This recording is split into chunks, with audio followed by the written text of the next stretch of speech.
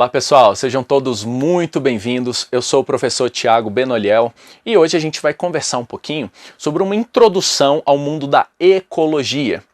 É uma disciplina que ela é muitas vezes falada, de forma popular, no dia a dia das pessoas, é muito discutido, mas na prática, tá, gente, é super importante saber diferenciar o estudo realmente dos ecossistemas, do ambiente e tal, que é a ecologia, de simplesmente ideias sobre a conservação e tal, que muitas vezes não são baseadas em realmente estudos científicos, tá? Então você tem que ficar muito atento a esse tipo de diferença, porque às vezes numa prova dessa, eles podem usar um foco ou outro. Então, normalmente os concursos, as provas, eles vão puxar para o lado científico, tá? Então, ecologia mesmo, né? Então é super importante entender quais são as principais teorias, as principais ideias, o comportamento geral. Então, isso é o que vai valer. Beleza? E aí, sobre isso, a gente vai dar um geralzão hoje, ver alguns conceitos, ver algumas ideias, algumas relações ecológicas que existem, tá? Para que vocês possam se situar aí de maneira mais abrangente sobre esse mundo, o estudo dos ecossistemas, da natureza, do ambiente, das relações que os seres vivos têm, com o que está ao seu redor e com os outros seres vivos. Beleza? Bom, vamos então para a nossa apresentaçãozinha de hoje, ó. Então, começando aí, com os níveis de organização, tá, do planeta, quando a gente pensa nessa organização dos seres vivos, ó. Então, se você tem um organismo, tá, então é um indivíduo apenas, Por exemplo, nós aqui, eu sou um ser humano, certo? Se eu junto vários seres humanos, então eu tenho agora uma população, aqui tem uma população de flamingos, ó. Então são vários indivíduos da mesma espécie. Quando eu junto vários indivíduos de uma espécie com vários indivíduos de outra, ou seja, eu vou misturando populações diferentes, a gente forma uma comunidade, tá? Então as comunidades, elas são o conjunto de diversas populações, por exemplo, aqui a gente tem agora os flamingos junto com plantas, junto com peixes ali na água, junto com várias outras populações que estão convivendo aí, certinho? E aí isso forma então uma comunidade. Quando você tem a comunidade junto aos fatores que são físicos, os fatores que a gente chama de abióticos, a gente tem um ecossistema. Então, a relação da comunidade, dos seres vivos, das populações que vivem naquele local, junto aos fatores físicos que envolvem aquele local, isso daí é o que é chamado de ecossistema. Se você junta todos os ecossistemas de uma região que apresentam um clima similar, que apresentam características similares, a gente forma um bioma, Então os biomas, eles são grandes análises, são macroecossistemas, Então são áreas realmente grandes. Por exemplo, o cerrado. Então cerrado é um bioma. E dentro do cerrado você tem inúmeros ecossistemas que o compõem, que vão se relacionar entre si e tal, certinho? E ainda, então aqui tem um caso, aí de um bioma assim, e ainda nós temos a biosfera. A biosfera é você juntar todos os biomas do planeta, formando realmente o planeta Terra visto do ponto de vista ecológico. E aí você tem o nosso planeta como um todo, certinho? Então esses são os níveis de classificação, os níveis hierárquicos, que a ecologia estuda. Então você vai desde a ecologia dos organismos, passando por cada uma delas. Ecologia de populações, ecologia de comunidades, ecologia de ecossistemas, ecologia de biomas, ecologia da biosfera, certo? Então, você tem todas essas possíveis abordagens sobre fenômenos ecológicos. E o que são esses fenômenos? São as relações, gente. Então a relação que nós temos com os outros seres vivos, a relação que uma população tem com a outra, as relações que existem dentro da própria população, as relações que existem dessa população ou dessa comunidade com o ambiente mesmo. Então a troca de energia, a troca de matéria, isso pode ser visto na escala global, isso pode ser visto aqui, um grupo pequeno de indivíduos, certinho? Então, todas essas análises de relação e troca e fluxo de matéria, de energia que ocorre entre os seres vivos e os seres vivos com o ambiente, isso é a ecologia, certinho? Bom, com isso em mente, a gente pode partir para algumas definiçõezinhas, tá? Então vamos começar com uma super importante, que é a definição de habitat. O habitat é o local onde o ser vivo vive, Então, Seria tipo, a sua casa, né, o seu endereço, né? Então, por exemplo, nós temos lá um leão que ele vive numa região, um território específico ali lá na savana africana. Então, aquele território que ele vive, que ele está lá naturalmente, aquele é o habitat dele, o habitat natural dele, certo? Ah, professor, mas e o leão que está ali no zoológico, isso aí é o habitat dele? Mas é um habitat artificial, certo? Então a ecologia não é mais focada, né, quando a gente usa essa palavra, né, do habitat, é mais relacionado ao habitat natural, tá ok? Mas, enfim, né, um habitat que seja artificial não deixa de ter influência sobre o animal, então isso também vai ser considerado no caso do estudo daquele animal de cativeiro, por exemplo, um animal introduzido, certinho? Outra definição super importante, gente, é a definição de nicho ecológico. Então o nicho ecológico, ele nada mais é do que o papel daquele animal naquele ecossistema onde ele está. Então o que ele faz lá? Certo? Então seria, né, é uma analogia antiga que é feita, que é bem válida, que é chamado a profissão dele. Então qual que é realmente a profissão daquele animal ali? E esse habitat pode ser visto, esse nicho ecológico pode ser visto sobre inúmeros focos diferentes. Então, por exemplo, o que ele come?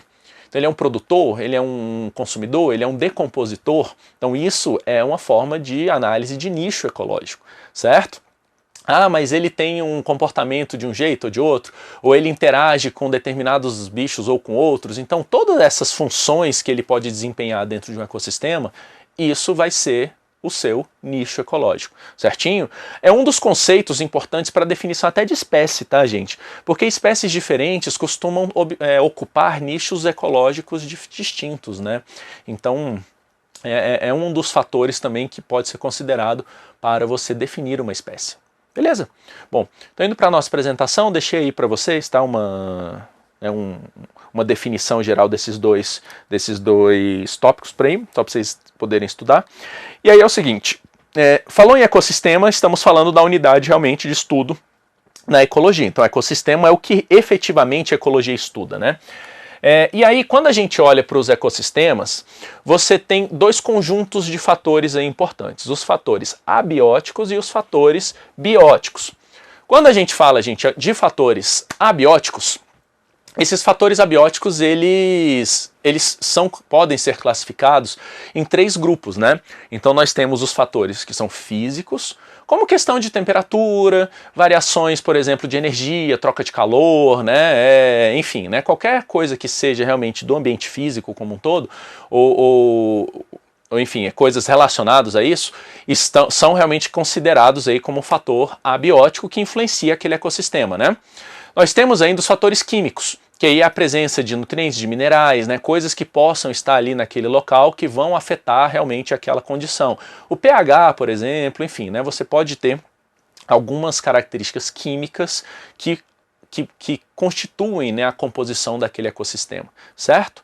E ainda nós temos as características geológicas, né? As características geológicas, elas englobam de fato, né, as questões de formação da Terra como um todo, tá? Então elas vão desde a formação, por exemplo, do solo, então a estrutura geral do solo, em regiões específicas pode estar associado, por exemplo, a questões de tectonismo, né? Então o movimento das placas tectônicas, terremotos, enfim. Então todos esses fatores abióticos, então que não são diretamente dos seres vivos, eles influenciam os seres vivos e, consequentemente, o ecossistema, tá ok? Então, tudo isso é considerado quando você está analisando um ecossistema, qualquer ele que seja. Muito bem. Voltando para a nossa apresentação, ó, além desses fatores aí, nós temos os fatores bióticos, que aí basicamente são seres vivos, né? Então a comunidade de seres vivos que compõem esse ecossistema. E aí você pode dividir os seres vivos de acordo com o seu papel funcional relacionado à nutrição, né? Então nós temos aqueles que são produtores, ou seja, seres vivos capazes de produzir, de sintetizar matéria orgânica a partir de matéria inorgânica, utilizando a energia do ambiente, né? Nós temos aqueles que são consumidores, então eles comem aqueles que produziram, né? E nós temos os decompositores, que são aqueles que pegam esses aqui, produtores e consumidores, depois que eles morrem, né, e decompõem a sua estrutura funcional e fazem uma ciclagem, né, desse material orgânico que foi produzido aqui pelos produtores. Então os decompositores, eles são aqueles elementos que permitem que esse ciclo ele continue acontecendo, né? Você vai fazendo, né, isso com essa com essa continuidade, certinho? Então, fica aí esses três, né? Essas três definições para vocês, tá bom? De produtor, consumidor e decompositor. Beleza. Entendendo isso, a gente pode conversar um pouquinho sobre o fluxo de energia e matéria pelos ecossistemas. Primeira coisa, vamos lembrar duas leis fundamentais da física, né? As leis da conservação da massa e as leis da conservação da energia, né? Gente, é só lembrar que nada se cria, nada se destrói, né? Ou seja, tudo se transforma. E isso daí é válido de fato quando você imagina um sistema onde eu tenho a matéria fixa. Então a massa de um ecossistema ela é constante, tá? Se o ecossistema é fechado, se você não tem entrada nem saída, né, de massa, a massa lá dentro ela só fica ciclando. Né? Então ela era inorgânica e vira orgânica e passa para um outro componente, aí ela é transformada em estruturas do corpo, aí depois é decomposto, aí volta de novo, mas se você tem um somatório total da massa, ela não vai se alterar, certinho? Então isso é a conservação da massa, né? Já a energia, ela também é sempre conservada, mas tem um problema. A energia, sempre que ela é transformada de uma para outra, então você tem uma transformação de energia, você tem uma perda. Essa é a famosa segunda lei da termodinâmica, né? Então, a energia é sempre perdida quando você passa de um sistema para o outro. Então, quando um animal come uma planta, por exemplo, a energia contida na planta não vai ser 100% aproveitada pelo animal. Na prática é aproveitado muito pouco, tá? 10%, menos que isso. Então a gente realmente tem um aproveitamento energético baixo, porque toda vez que tem essas transformações você vai ter energia sendo dissipada. E essa energia perdida, ela é perdida na forma de calor, e ela vai aumentar a entropia do universo. Relembrando aí física, né, meninos? Então, só lembrar lá a segunda lei da termodinâmica, né? Então, toda vez que você tem essa transformação de energia, a energia vai sendo perdida ao longo aí, né, da cadeia alimentar, ao longo desse fluxo, né, que ocorre nos ecossistemas. Certinho? Então, indo para a nossa apresentação, a gente consegue ver bem essa questão, né? Porque aí o que acontece? A energia ela se torna totalmente unidirecional, ou seja, o Sol é a grande fonte de energia dos ecossistemas. Aí os produtores, que são as plantinhas, elas vão usar energia solar para produzir matéria orgânica. E aí os consumidores, eles vão adquirir, né, essa energia, vão comer ali, né, os produtores. Depois você tem outros consumidores que também aproveitam aqueles lá. E aí efetivamente no fim você vai ter os decompositores que acabam, né, ciclando a matéria. Então a matéria que está em azul, ó, ela vai sendo ciclada para ser reaproveitada de novo lá pelos produtores. Agora, quando a gente pensa só na energia, o Sol, que é o laranjinha, ó, o Sol ele doa energia e a energia vai sendo perdida. Aqui, ó, olha a energia perdida aqui, ó, né? Então ela é perdida aqui, ela é perdida aqui, ela é perdida aqui. Então em cada nível, e esses níveis são chamados de níveis tróficos, tá ok? Então o nível dos produtores, né, dos consumidores primários, secundários, terciários, esses são os níveis tróficos. Em cada nível trófico desse você vai tendo perda de energia, então a energia vai se dissipando. Por isso que constantemente você tem que ter os produtores absorvendo energia solar, para que você possa manter o fluxo energético na cadeia dos seres vivos, certinho? Então a energia ela não cicliza, tá? Esse é o ponto, ela não é cíclica. A energia ela entra e ela vai sendo dissipada e ela vai, certo? E aí tem que absorver mais para você manter isso acontecendo. A matéria não, a matéria ela é cíclica. Então você absorve tantas gramas, aquelas gramas elas vão sendo passadas, vão sendo utilizadas e eventualmente elas vão sendo recicladas para voltar de novo e ser usada de novo, certinho? Tá? Então você tem essa grande diferença entre esses dois fluxos, tá? O fluxo de matéria e o fluxo de energia. Beleza, gente? Fica muito atento a isso, tá? Esse é um dos grandes pontos, peguinha de prova. Bom, voltando então para a nossa apresentação, tá? A gente pode dar uma olhadinha então no que é chamado de pirâmides tróficas, né? Essas pirâmides, elas mostram a relação entre os seres vivos, tá? Que vão dos produtores, consumidores primários, secundários, terciários. E o que tem na pirâmide, cada nívelzinho dessa pirâmide, é justamente um nível trófico desse. Começa lá nos produtores, então a base da pirâmide é sempre o produtor e vai subindo, tá? E vai na direção aí para cima, sendo o primário, aí o secundário, o terciário, e aí vai, certinho? E aqui você tem os produtores, né? Ó. Beleza? E aí, com isso, a gente consegue dar uma analisada geral no ecossistema quando você analisa essas pirâmides. A pirâmide número, ela considera o número absoluto de indivíduos que tem naquele ecossistema, né? O número absoluto, gente, ele pode ter uma situação invertida, estilo essa daqui, ó, se você tiver um produtor que seja um produtor muito grande.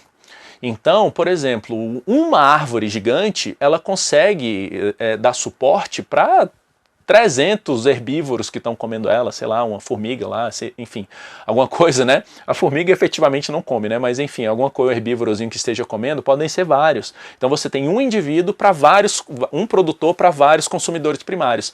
Aí ela fica invertida desse jeito, certo? Então a pirâmide de número, isso pode acontecer. Quando a gente olha lá de novo, ó, tem um outro tipo de pirâmide, que é a pirâmide de biomassa, que é onde você tem aqui a massa, né, ó, de um produtor, aí a massa dos herbívoros, né, do consumidor primário, a massa aqui dos consumidores secundários, e aí vai, né? É possível você ter a pirâmide invertida também, principalmente quando você tem esses organismos, como é o caso, por exemplo, de fitoplânctons, que são muito pequenos e têm uma alta produtividade, né? Então a massa deles acaba sendo reduzida, mas como eles têm uma alta produtividade, eles conseguem sustentar um número maior de indivíduos, ou seja, uma maior biomassa, né, de indivíduos, tá, de níveis tróficos superiores, né? Então a pirâmide de biomassa ela também pode ser invertida nesses casos. E por último, a gente tem a pirâmide de energia. Essa jamais pode ser invertida. Por que a pirâmide de energia jamais pode ser invertida? Porque a pirâmide de energia, gente, você tem perda de energia ao longo dos níveis. Então é impossível você ter um produtor com menos energia do que os de cima. Porque a pirâmide cai, tipo, se aqui tem menos, como é que o de cima vai conseguir aquela energia? Veio de onde, né? Veio do nada? Então não dá, tá? Então como a energia ela só entra realmente no sistema pelos produtores, é impossível ao longo dos níveis tróficos você ter um aumento da energia. Isso não rola, tá ok? Então a pirâmide energética jamais é invertida. As outras podem ser. Beleza? Lembrem-se disso, tá? Isso é super importante em provas, é uma das coisas que o pessoal gosta de cobrar, tá? E pegar nesse peguinho aí, né? Bom, aqui só para vocês terem uma noção, né, gente? Então isso formam-se as cadeias alimentares, né? Então aqui um herbívoro come a plantinha, que aí um carnívoro come ela, aí tem um outro carnívoro come ela, e aí vai, né? Até os consumidores ali quaternários, né? Pode ir mais, tá? Mas as cadeias alimentares não podem ser muito longas justamente pela questão da energia. Então, como a energia vai se perdendo ao longo dos níveis tróficos, você não vai ter cadeias alimentares com 500, 2.000 bichos, né, seguidos. Consumidor, 2.000, não. Então, assim, elas costumam ser mais curtas devido a essa perda de energia ao longo dos níveis tróficos, né? Então, exemplos aqui de cadeias. E quando você tem várias cadeias alimentares que se interrelacionam, porque na natureza é assim, né? Você não tem lá só o gafanhoto comendo a planta, você tem um monte de bicho comendo a planta. E depois vários bichos vão comer esses secundários aí, né? O consumidor primário. E aí, por exemplo, o gafanhoto. Eu posso ter um bicho que comia a planta e come o gafanhoto também. Então ele é ao mesmo tempo um consumidor primário, porque ele come a planta, e um secundário, porque come o gafanhoto. E aí quando você começa a ter essas relações mais complexas, né, unindo várias cadeias alimentares, nós temos o que é chamado de teia alimentar, que é o que de fato ocorre na natureza. Quando você olha a natureza, você tem várias teias alimentares ocorrendo em um ecossistema, certinho? Olhando lá para essa teia, ó, nós temos um exemplo aí, né, onde você começa lá com fitoplâncton lá embaixo, né? E aí você tem vários outros animaizinhos como krill, né? Que é um crustáceozinho comendo ele. Você tem plâncton carnívoro. Aí os peixes depois. Os peixes eles conseguem comer tanto esses daqui como podem comer também os krills, certo? Os peixes são comidos pelas aves. Mas as aves elas podem comer os krills diretamente também, certo? Então assim, é uma relação mais complexa, né? E aí isso forma, né, essas teias com várias cadeias alimentares ali. Lá em cima, olha só o ser humano, né? Né, a gente deu uns jeito de conseguir matar os outros, né? Mas naturalmente, provavelmente nós não seríamos no topo dessa forma não, né? Mas como a gente acabou desenvolvendo alguns artifícios aí, a gente acaba ocupando esses topos de cadeia alimentar. Beleza? Bom, entendido isso? Vamos agora ver algumas outras relações, tá, entre os seres vivos, um pouco mais complexas, para que a gente possa entender realmente essa dinâmica de uma comunidade, né, como é que funciona ali um ecossistema. Então, essas relações são chamadas de relações ecológicas, tá ok, pessoal? E aí é o seguinte, existem várias relações ecológicas. a gente hoje vai ver, vindo aqui para a tela, hoje a gente vai ver algumas, né, dessas relações, tá bom? Assim, as que são mais cobradas em prova, o que geralmente acontece, né? E aí vamos ver se a gente consegue dar alguns exemplos só para vocês ficarem mais situados. Então, por exemplo, as relações ecológicas podem ser divididas em intraespecíficas e interespecíficas. Específica está falando de espécie, né? Se é uma relação intraespecífica, quer dizer que é uma relação entre indivíduos de uma mesma espécie. Então é dentro ali de uma população, né, de uma espécie, certo? E aí essa relação interna, ela pode ser harmônica ou desarmônica. Numa relação harmônica, ninguém tem prejuízo. Não necessariamente os dois vão ter benefícios, tá? Cuidado, nem sempre os dois têm benefícios. Às vezes um tem e o outro não, certo? Mas obrigatoriamente ninguém tem prejuízo. Numa relação desarmônica, alguém tem prejuízo. Geralmente um, né? Então você tem dois se envolvendo, um tem prejuízo e o outro geralmente tem ganhos, né? Então as relações desarmônicas, elas causam prejuízo para algum participante dela. Bom, dentro das relações harmônicas, nós temos aí, intraespecíficas, né? Nós temos as colônias e sociedades sendo as mais comuns, né? Uma colônia, você tem um contato físico, tá? Entre os membros dela. Então, por exemplo, uma colônia de bactéria, as bactérias ficam todas juntinhas, né? Elas formam ali uma estruturazinha, você bota elas para crescer, elas crescem todas juntinhas, ligadas fisicamente uma na outra, tá ok? Então existe realmente um contato, né? Um físico ali entre elas. Já uma relação de sociedade, esse contato não é necessário, como é o caso nosso, por exemplo. A gente vive numa sociedade, né, onde um ajuda o outro, cada um tem um papel, né, então existe uma relação legal em que a gente se ajuda, né, para que você possa crescer melhor juntos, né, mais ou menos essa ideia, mas sem contato físico. Tem a sociedade das abelhas, das formigas, enfim, né, tem vários bichos que são societários, assim, né, formam sociedade, né. Entre as desarmônicas intraespecíficas, nós temos principalmente a competição sendo a mais comum, né? No caso de uma competição dentro da mesma espécie, é mais comum ela ser por sexo. Tá? Então a competição por reprodução é o grande motivo, né, de você ter competição realmente entre os seres vivos ali, os machos geralmente, né? Mas tem casos que as fêmeas também, tá, podem ter essa competição. É bem comum, né? E ainda o canibalismo. O canibalismo é você predar o da sua mesma espécie, né? Então, canibalismo é muito comum, tá? Existem várias espécies que fazem canibalismo, né? Na nossa espécie, ocorre como uma forma de distúrbio psiquiátrico, né? Mas é totalmente banido da nossa sociedade, né? De forma geral, certinho? Bom, e as relações interespecíficas vão ser entre espécies diferentes. Então você tem uma comunidade e naquela comunidade as populações de espécies distintas interagem, né? E aí nessas interações nós temos também harmônicas e desarmônicas, mesmo princípio, mesma ideia. As harmônicas não trazem malefícios, tá? Então ninguém sai prejudicado, e as desarmônicas alguém sai prejudicado, né? No caso das harmônicas, ó, nós temos algumas aqui legais, como o mutualismo. No mutualismo há uma necessidade de viver juntos, certo?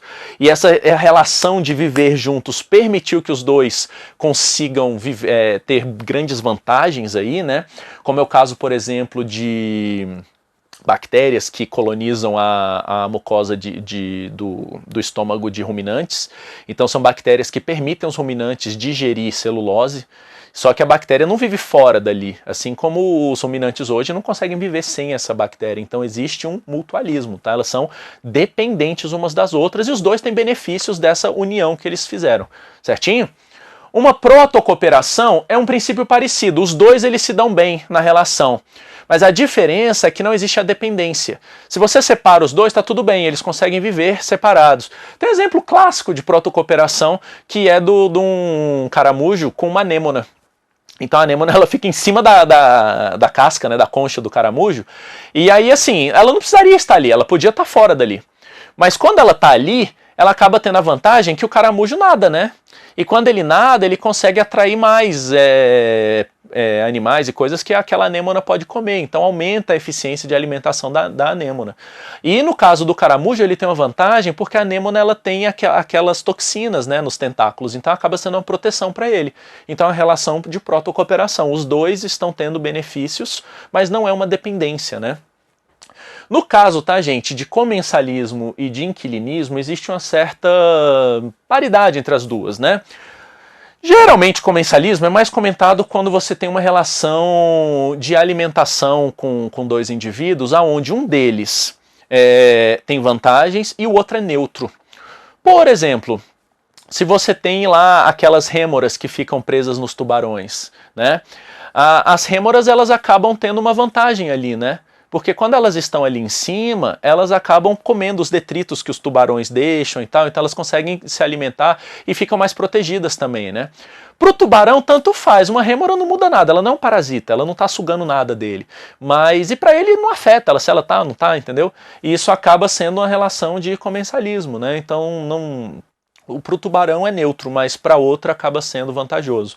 E no caso de inquilinismo é quando o indivíduo se torna o habitat mesmo. É muito comum um caso clássico de inquilinismo, o epifitismo, né? Que é o caso das orquídeas, onde elas vivem em cima de uma outra árvore, elas não parasitam outra árvore, mas ao viver em cima da outra árvore ela acaba tendo vantagens, está em locais mais altos, locais onde tem mais iluminação, locais onde ela evita ser pisada ou evita sofrer herbivoria, né, por outros animais, certo? Então, isso é uma relação de inquilinismo, né? Onde para a orquídea é muito bom, mas para a árvore é neutro, tá? Então é bom para um, neutro para o outro, certinho? Então, tanto comensalismo quanto inquilinismo, você tem essa relação. É bom para um e para o outro é neutro. Quando você olha as desarmônicas, nós temos também competição, tá? Agora entre espécies diferentes, e aí nesses casos é muitas vezes por comida, por território, por recursos, tá ok? Predação, que é um comer o outro, né? Claro, um se dá mal, outro se dá bem, né? Na herbivoria, que é uma forma de predação, só que agora de plantas, né? Um animal que come plantas. Parasitismo, que é quando você faz a diferença de parasitismo para predação, gente, que o parasita ele vive no outro, né? Ele usa a vítima dele, né, como um hospedeiro, certo? Pode ser tanto externo quanto interno. Você tem ectoparasitas, assim como você tem endoparasitas, né, que vivem dentro do outro, certinho? E as relações de amensalismo, onde você pode ter algum animal, alguma planta, produzindo alguma toxina, alguma substância que inibe o crescimento da outra, tá? Como é o caso, por exemplo, de alguns fungos que produzem antibióticos, né? Inibem o crescimento ali em volta dele, né? Assim como algumas plantas que produzem toxinas e aí não deixam nenhuma outra planta crescer em volta delas. Então, é uma estratégia para diminuir a competição, certinho? Isso é um amensalismo. Certinho, pessoal? Então, ideia geral está sobre as principais relações ecológicas para vocês terem uma boa noção na hora de fazer a prova. Com isso aqui vocês resolvem praticamente qualquer questão que possa ser cobrada. Beleza? Bom, voltando então para a nossa apresentaçãozinha, gente, vamos fazer um exercício para fechar esse assunto? Então olha lá, ó. Segundo Odum, no seu livro Ecologia, entre os tipos de pirâmides ecológicas, a de energia é, de longe, a que proporciona a melhor imagem da natureza funcional das comunidades. No entanto, sabe-se que parte da energia é dissipada em forma de calor, eventualmente voltando ao espaço como radiação infravermelha. O fluxo de energia nos ecossistemas, letra A, é unidirecional, pois ele segue a segunda lei da termodinâmica. Já de cara ele mandou super bem, né? Energia é unidirecional, né, galera? Vamos dar uma olhadinha nas outras, ó. Apresenta dispersão térmica no último elo, embora não ocorra nos demais. Ocorre em todos, tá? Perda de energia em todos os elos. C, é bidirecional, aí já está tudo errado. Na D, inicia com os produtores, mas a energia não sofre dispersão. Como assim, gente? Ela dispersa o tempo todo. E na E, é unidirecional, tudo bem? Tendo início pela ação dos decompositores, não, gente. Ela começa lá nos produtores, que são quem absorve a energia da natureza, né? Do sol, geralmente. Certinho? Mais uma para a gente encerrar esse assunto, ó. Para de perito lá do Espírito Santo. Com o início da relação entre hospedeiro e parasita, instala-se o processo de parasitismo. Essa relação caracteriza-se por ser primordialmente unilateral e por existirem várias formas de associação entre hospedeiro e parasita. Diante do exposto, é correto afirmar que o endoparasitismo, o endo é interno, né, galera? Então é dentro, né? Letra A. Ocorre com organismos que necessitam de oxigênio para sua sobrevivência e dessa forma parasitam a pele humana e animal. Nada a ver, tá, gente? Primeiro que geralmente os endoparasitas nem usam muito oxigênio porque dentro do corpo do outro não tem muito oxigênio, né? E outra que não vai ser na pele, né? Vai ser interno, né? Geralmente endoparasitas vão ficar dentro do corpo, certinho? B. Ocorre com organismos que podem parasitar o hospedeiro de forma ocasional ou acidental, alternando seu ciclo de vida livre e parasitário. Isso não é comum com endoparasitas, tá, gente? Geralmente os endoparasitas ele tem um hospedeiro fixo mesmo, tá? Mas isso varia, na verdade, tá? Não é uma necessidade. A C.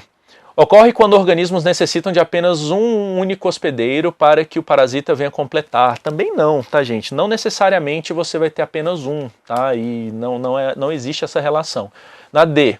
Ocorre com organismos que parasitam tanto cavidades quanto tecidos e que dependem exclusivamente do seu hospedeiro como fonte nutritiva para o desenvolvimento. Perfeito! Ele vive dentro, gente, cavidades, tecidos, né? Então tá lá dentro. E aí, como ele tá lá dentro, ele depende do hospedeiro para viver, certinho? Uma lombriga, né? Uma bactéria que está lá te parasitando, né? Enfim, é dessa forma.